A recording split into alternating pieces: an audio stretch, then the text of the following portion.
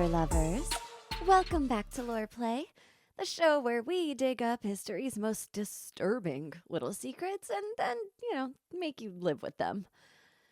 I'm Dana Pereira, coming at you a little older and a little wiser than I was a week ago. Well, I guess a little older at least. I hit the big 4-4, and I shit you not, my body was like, you know what? Let's remind this bitch what age is. And I tweaked my knee just by existing, and then got hot flashes the entire week. So, yeah, I wish that I was fucking kidding. I'm not kidding. It's actually rude for my body to do that on my birthday. So, yeah, I am feeling all a 40 fucking 4. But also, I get to be 40 fucking 4. So, I guess the sore knee and perpetual underboob sweat is worth it. And also, I did get to spend the week in Maui, so I guess I can't complain that much. Could have also contributed to the underboob sweat. But you know what they don't have in Maui? Exploding fucking teeth. Yeah, imagine my surprise when I found out that was even an option. New phobia unlocked. So I guess let's just jump straight into this oral nightmare. But before we do, AI told me that I have to remind everybody to do the rate, review, subscribe-y stuff at the top of the episode because everybody apparently checks out at the end. So here I am, reminding you to rate, review, subscribe. If you like to watch, we are on YouTube, and it also really, really, really helps me out if you comment on Instagram and TikTok and help push me in the algorithm. In fact, if you save it or you send it to a friend or send it to yourself or whatever, it really does help me out. So thank you in advance. I am grateful. And I am also grateful that I wasn't alive in the 1800s for this dental nightmare. To be fair, this didn't just happen last week. We're talking the 1800s. And dentistry in the early 1800s was, vibes based. And all the vibes were horrific. No real standards. No anesthesia. No x-rays. Dentistry in the early 19th century was technically a profession in the sense that some people called themselves dentists and other people gave them money. What it was not, in any meaningful sense, was regulated, standardized, scientifically grounded, or particularly safe. In 1817, the year our story begins, the first dental school in the United States did not yet exist. That wouldn't happen until 1840. The American Dental Association would not be founded until 1859. The germ theory of disease, the foundational understanding that bacteria causes tooth decay, was not yet mainstream. So, essentially, to call yourself a dentist, you just had to know what a tooth was and be handy with a pair of pliers. So what did you do in 1817 if you had a toothache? You had some options, none of them good. Option 1, you visited your local barber surgeon. The barber surgeon was, as advertised, primarily a barber. He also pulled teeth because both activities involved sharp implements and a person sitting in a chair. It's efficient. He had no anesthesia to offer you.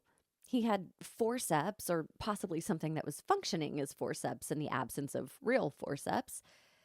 He grabbed the tooth and he pulled.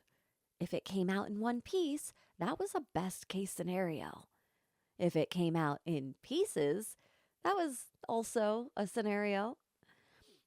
Option 2, a tooth drawer, who was a slightly more specialized version of the barber surgeon in the sense that he only did the teeth and, not the hair.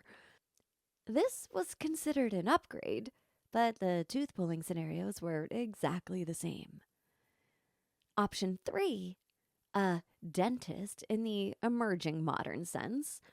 Someone who had studied or apprenticed or, at minimum, read some pamphlets and who could offer you a wider range of services. These services included extraction, cleaning, and filling. Option 4, and this was popular, do nothing and hope for the best. Suffer in silence. Drink enough whiskey that the pain became theoretical. Or, 19th century's favorite thing, pray. They were very committed to praying as a medical intervention. And what's hilarious is that there are people alive today that think we should go back to that. And yeah, well, maybe let me be first in line to pull one of their teeth and see if it changes their minds. Barbaric, I know. But considering the way the earth is on fucking fire right now, also deserved. So, what was going into teeth when people did get fillings in the early 1800s? A few things, depending on your budget and your dentist preferences. Gold foil was the gold standard, no pun intended, for people who could afford it. You could also get tin, lead, or a tin lead alloy. Some dentists were using early amalgam mixtures, combinations of mercury with other metals, though amalgam wouldn't become widespread until the 1830s, and when it did, it caused a professional crisis of such intensity that historians call it the Amalgam War. The technique for applying these fillings involved, in many cases, literally hammering material into the cavity with a small metal instrument. Again, no anesthesia. The procedure was called plugging, which sounds like something your pastor would denounce you for and then get caught doing later. The goal was to seal the cavity. Now, whether the seal was complete, whether the filling bonded properly to the tooth structure, whether the materials used were chemically compatible with each other and with human saliva, these were not questions that could be answered reliably in 1817, because the science to answer those questions did not yet exist. This is the world Reverend Spriggs woke up in on the morning his motherfucking tooth exploded. We don't know much about Reverend D.A. Spriggs beyond what the record preserves. And the record, characteristically for this era, is more interested in his tooth than in him as a person. What we know comes from the account of a Pennsylvania dentist called W.H. Atkinson, who wrote of the Reverend in a dental journal called the Dental Cosmos. It started, as these things do, with a toothache. Then it increased in intensity. Then, and I'm quoting Atkinson directly here, it increased to such a degree as to set him wild. Wild. That was the clinical word chosen. Reverend gone wild. I'm dying to know if he showed any nip. What followed was a night of escalating desperation that I want you to understand as a serious portrait of what toothache without modern pain management actually meant in 1817. We are not talking about the low-grade throb that sends you to your medicine cabinet at 2 a.m. We are talking about pain so bad that it overrode every social norm, every dignity, every instinct toward reasonable behavior that a man of the cloth had presumably spent his entire adult life cultivating. The Reverend, according to Atkinson's account, began running about from place to place in what is described as a vain endeavor to obtain some respite. Then he bored his head into the ground. Like he put his head against the earth and pushed repeatedly, like an enraged animal. Then he found a fence and he stuck his head under the corner of it. Now, let's take a beat just to make sure you're all with me. This is a reverend, an educated man, a man of standing in his community. He has, at some point, found a fence, assessed the corner of it, and put his head underneath it.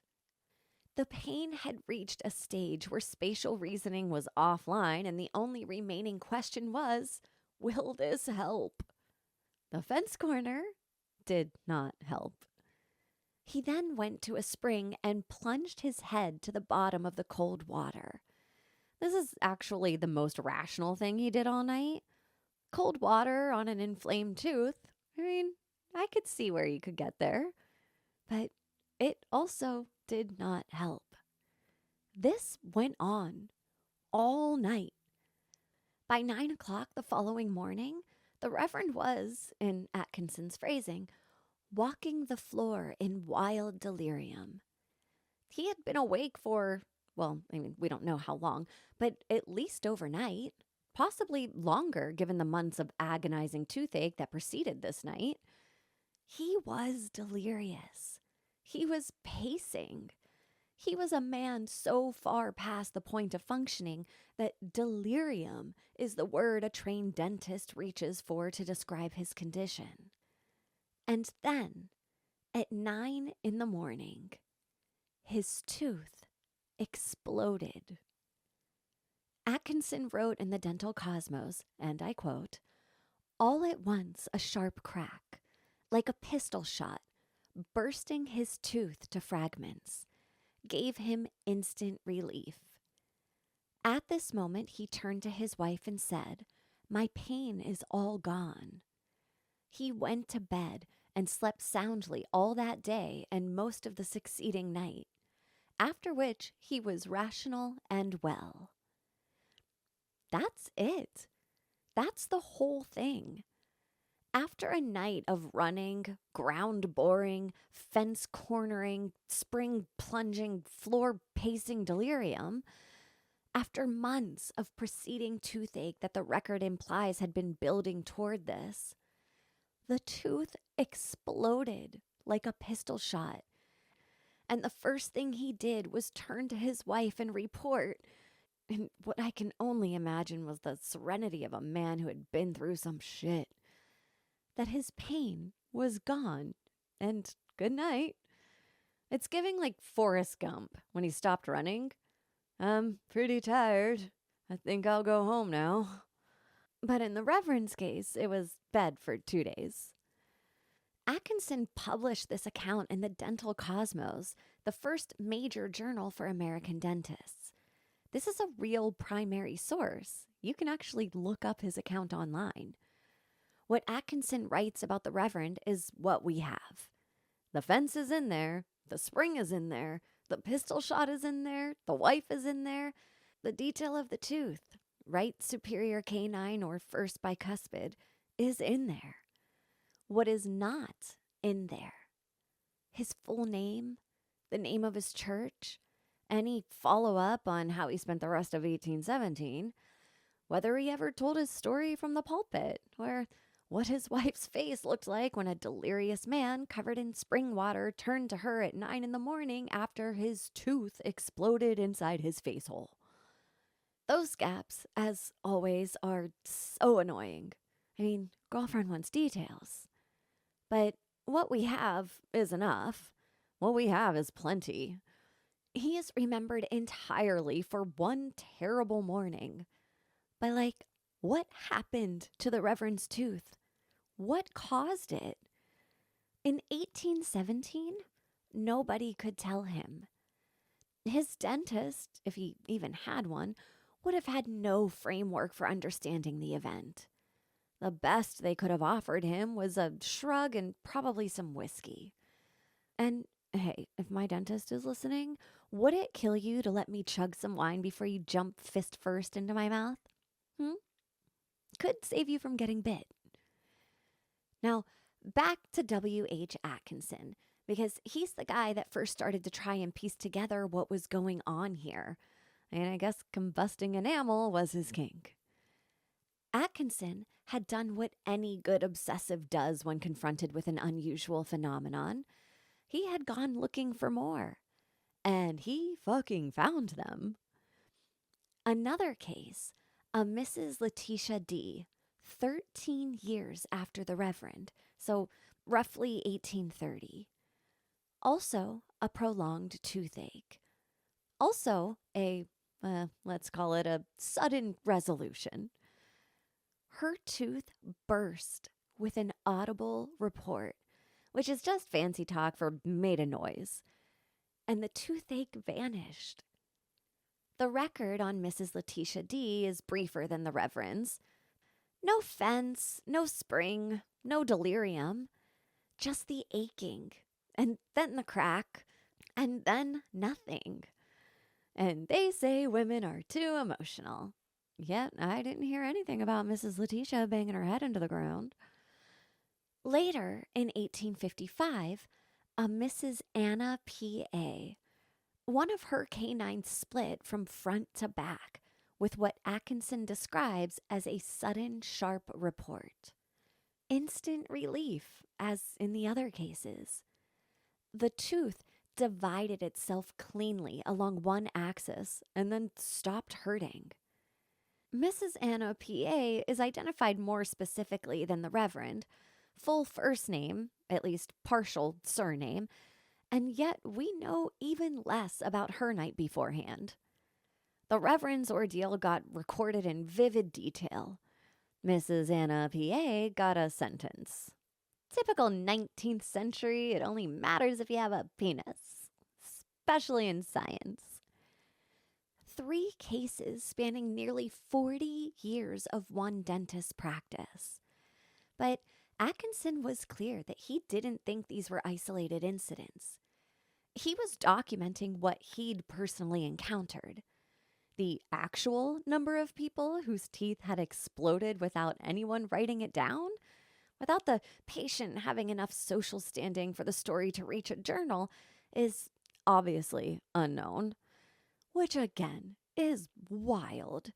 Like, there could have been many people with teeth just absolutely combusting out of their mouth holes, and then they just went on about their lives.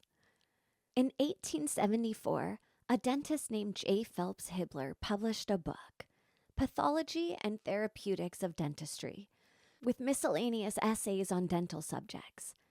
And in it, he described several cases of his own, including one he had witnessed personally. The patient was a woman. She had been suffering a terrible toothache.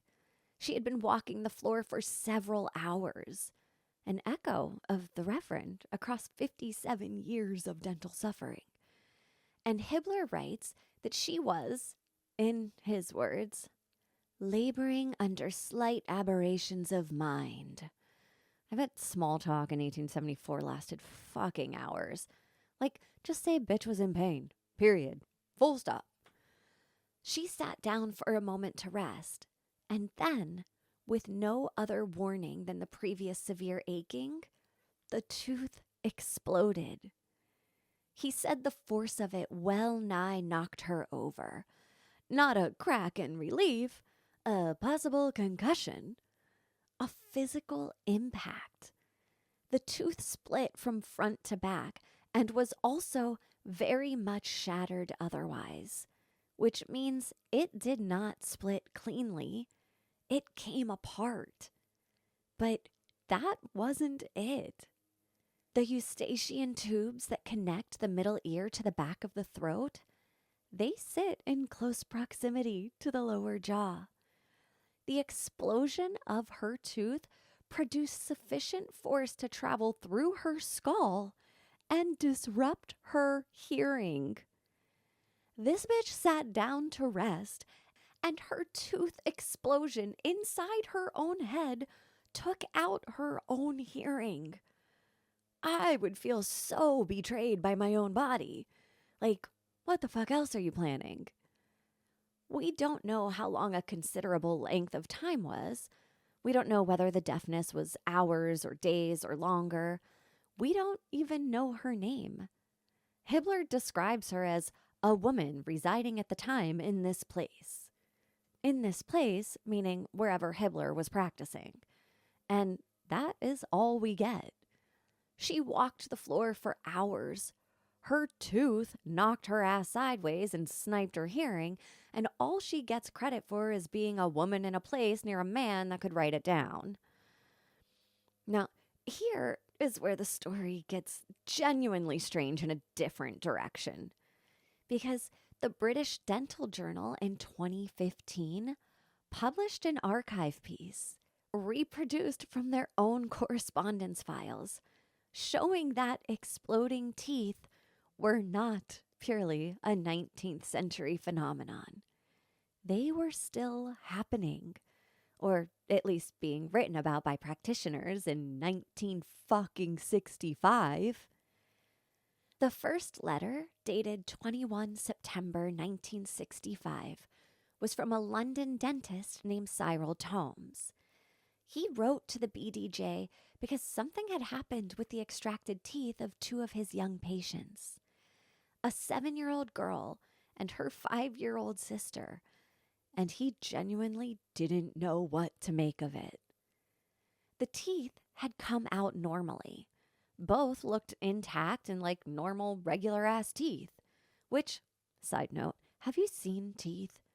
Why are they so fucking creepy all on their own?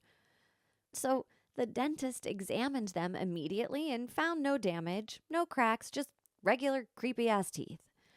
Then the mother put them on the mantelpiece. And you know what? Let me just read you the letter straight from the horse's mouth. These teeth became loose and fell out quite normally and didn't appear to be damaged or cracked when I examined them as soon as they fell out. The double tooth was placed on the mantelpiece, which gets warm, but not excessively so. Several hours later, it exploded, sending pieces all over the room. I collected as many pieces as I could find, but some are still missing. Tomes noted in his letter that, to his knowledge, no textbook mentioned such a case and no report of exploding teeth had ever been published in the BDJ. He was asking whether anyone else had come across this. He seemed genuinely baffled. And yeah, Tomes, fucking same. Exploding teeth within the last 60-ish years has me feeling a teensy bit uncomfortable. Less than 2 weeks later, the BDJ received a reply. A dentist, identified only as B. Eady, wrote to share 2 cases. The first, sometime between 1920 and 1925. A Canadian report had described a backwoodsman who set out on horseback to visit the nearest dentist, 100 miles away, for relief from an aching lower molar. As the journey continued, the toothache worsened progressively until, with what the man described as a sense of explosion within the tooth, the pain finally eased. He continued to the dentist. The dentist found the molar had split through the crown and roots and had to remove the pieces. The suggested cause at the time? A swelling of the pulp due to raised blood pressure, possibly enhanced by the protracted exercise of horse riding. 100 miles on horseback. The tooth exploded somewhere on the trail, and he kept going. The second case Eady described came from his own practice in early 1918. A Navy commander presented with discomfort in a lower left first permanent molar. After prolonged and persistent inspection, Eady diagnosed a fracture in the tooth. He asked when this had happened, and the commander told him the previous evening, during a boxing bout, he had received a blow on his jaw when the tooth seemed to explode. Now, that one doesn't feel as crazy as the other ones, but still, if I got hit in the face and my chompers exploded, I'm gonna have some questions. The BDJ also received a letter from New York dated December 1965. Basil G. Bibby at the University of Pennsylvania wrote to share a different thread.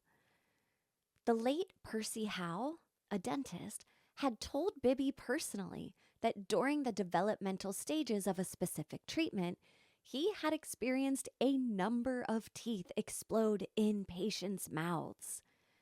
The treatment was the ammoniacal silver nitrate treatment of tooth decay. His explanation was possible explosive reactions between the silver and ammonia mixtures being used. I mean, truly, no wonder grown-ass adults are afraid of the dentist. Seriously, it's estimated that 72% of adults have anxiety about the dentist.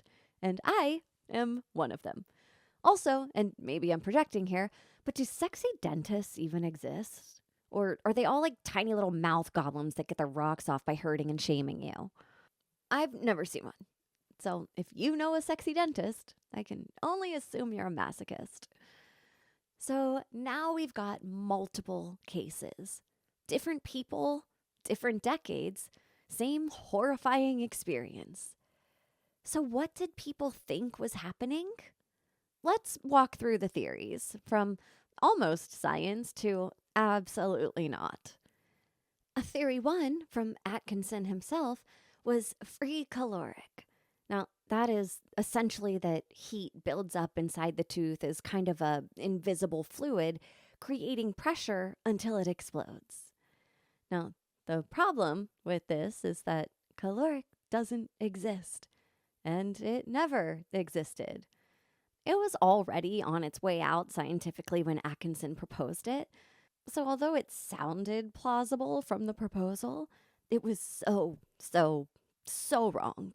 Like, wasn't even an actual thing wrong. And if at first you don't succeed, put forth another wrong theory. His second theory was gas buildup from decay. Decay inside the tooth creates gas, pressure builds, tooth fractures. Flaw: teeth are extremely strong. The amount of gas bacteria can produce is likely nowhere near enough to cause an actual explosion. So maybe a little closer, but still not enough to blow your tooth into shrapnel. Another theory, the one that some people find the most likely, is the experimental metal fillings acting as a battery, creating hydrogen gas inside teeth.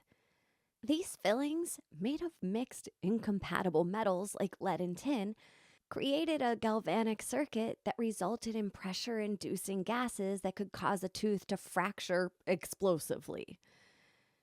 The only flaw here is that some of these cases had no metal fillings. So, sure, it's scientifically plausible, but doesn't cover the patients that weren't chewing lead and tin. And lastly, the theory that it wasn't an explosion at all. The tooth was already structurally destroyed.